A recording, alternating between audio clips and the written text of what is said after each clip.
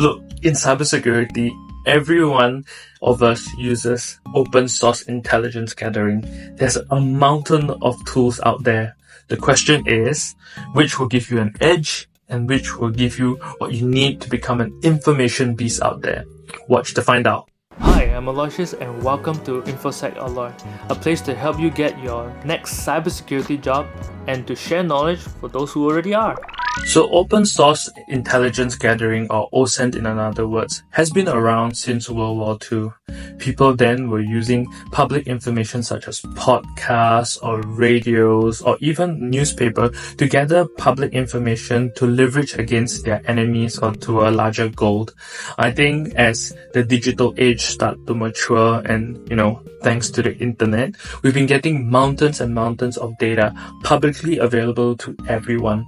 And it is essential and powerful to all of us, depending on how we use it. And I think one of the most interesting things while researching for this video was how there was this one user, because he revealed his company's email out into the wild, an attacker was able to use that and basically stringed his way into being able to acquire the user's Amazon account. And after that, he was able to gain control of it. It's the financial details and start purchasing things on his own. It was just mind-boggling at how powerful just simple public information can be to anyone out there. So the challenge right now is that with all this information out there, this abundance of public information in the internet, one would think that it should be really easy to scrape and find the information you need. But surprisingly, it's not. According to ex-CEO from Google, Eric Smith, he said that Google only holds less than 1% of accessible information out there. A lot of the information are actually hidden in the deep web that requires you to go through non-conventional ways to get through it. I think a lot of you have been researching and probably know about the dark web, DuckDuckGo, and other means of getting information that you cannot just Google search through. So this is where our video comes in. I'll be introducing 4 tools that will be essential for your cybersecurity investigations to allow you to best be able to put all the intelligence together to find it in the wild. But before that, I got a really interesting story I want to share about OSINT. So I'm currently working as an informational security analyst in my company. In most cases, in my daily job, the cases that I go through are pretty straightforward. In my daily work, the malware occurrence are quite typical household malwares, adwares, phishing, and most of the time it's really easy for me to confirm and remediate it because the patterns are just very obvious.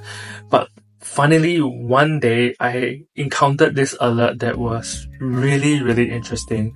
The AV that we used detected that there was something suspicious going on, but from all our timeline checks, our research, our deep dives into the malware, everything seems to point that it's legitimate. It's a false positive case and that everything is fine.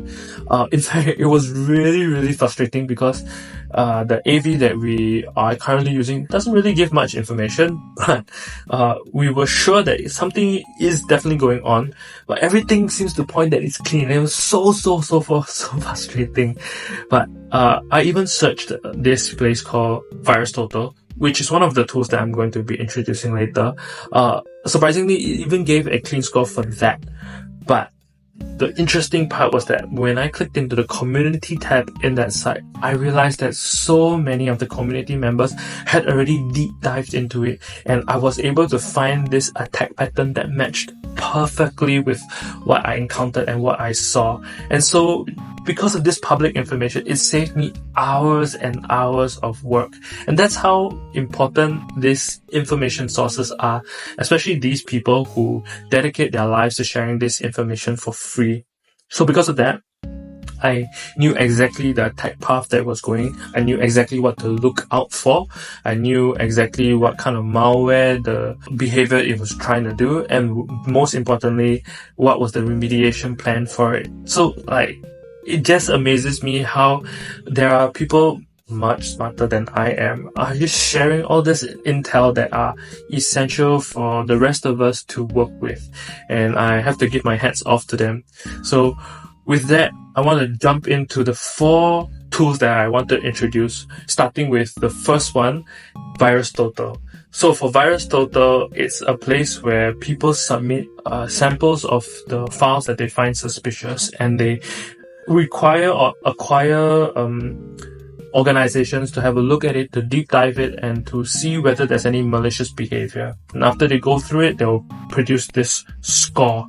And this score is a rough outline of how suspicious or malicious an item is. Usually in most cases, if a file is truly malicious, they are usually able to identify and categorize it. Say it could be an adware, it could be a phishing attachment, it could be a Trojan. They will state it inside the Virustotal. But like I said during my story, the most essential part of it is the community tab, where people are able to feedback on what they felt that file was doing. And in most cases, for instance, you might see articles by Hybrid Analysis or AnyRun where people already deep dive and showed their work of how it could be malicious, and sometimes the whole attack behavior are already listed out there, which you can use to cross-reference what you're seeing during your own investigation. The next tool I want to show is called Shodan. So this is Shodan, a tool that you can use to access information that is not normally accessible through Google. And the interesting part is that you can search for, say, your IP address or any keywords out there to just search through devices that may be exposed to the internet. And it allows you to see publicly and for free what kind of exposure you have on the net for your machines and devices. So I'll be going through one of the examples. So for this example, you see how dangerous it is, where people's webcams are exposed to the net, and with this you are able to see like what kind of exposure you have, what kind of risk you are just laying out into the wild right now. And it's quite sad to see all this, but these misconfigurations are the reality right now. And as a cybersecurity analyst, you would want to look for these vulnerabilities in your organizations and mitigate and try to remediate all this. What you can do is that you can search for different information as well. It provides you all the exposed ports that you are able to identify the different vulnerabilities as well. And I want to introduce you this GitHub by Jake Jervis, who has compiled a very interesting set of queries for you to run on Shodan that allows you to see the different exposures and risks out there that are quite sad, but that's how things are if you don't configure them. And there are a lot of interesting and quite outstanding information out there, and it's a bit strange why these organizations expose themselves out in the wild. But take a look and see whether all these are of interest to you, and just play with them, and all these will add value to your future endeavors in cybersecurity. After that, we will go into Urlscan.io. So this site is very, very, very important. The reason being is because sometimes you might encounter phishing, or you encounter sites that you want to go, but you don't want to go through the conventional way because you're afraid that it could be laced with malware or scripts at the back end that could be malicious. What you do is you place that domain and put it into the site itself, and you let them do the search. It will provide you some general information if it's maybe highlighted to be malicious. You're able to go into the source code to see if there's any scripts that are very malicious or suspicious, and they'll even list out all the redirects if need be.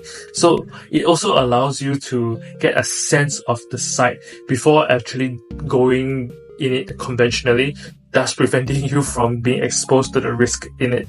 And last of all, I wanted to share about this place called Osintframework. If you haven't encountered this before, one of the biggest issues when we come to gathering our intel is knowing where to look for it. And besides the tools that I've sent you, there are plenty more out there, and sometimes it can be overwhelming. This framework here in this site allows you to see what's available and what you can use to get and reach to your goal. So this is essential if, say, whatever I share with you doesn't directly hit what you need. At least you know where to go to find more tools to fit your goal. Lastly, a little bonus is AI. So if you've noticed the ChatGPT, Gemini, and any AI that allows you to browse the web, you essentially have a open source scraper that allows you to tailor what you need from the net. And all you have to do is just prompt it. So that's one other thing that I feel you should really consider thinking of using. But of course, there are caveats to AI. It can hallucinate and it can give you wrong answers. So use it with a pinch of salt and you try to verify whatever the AI gives.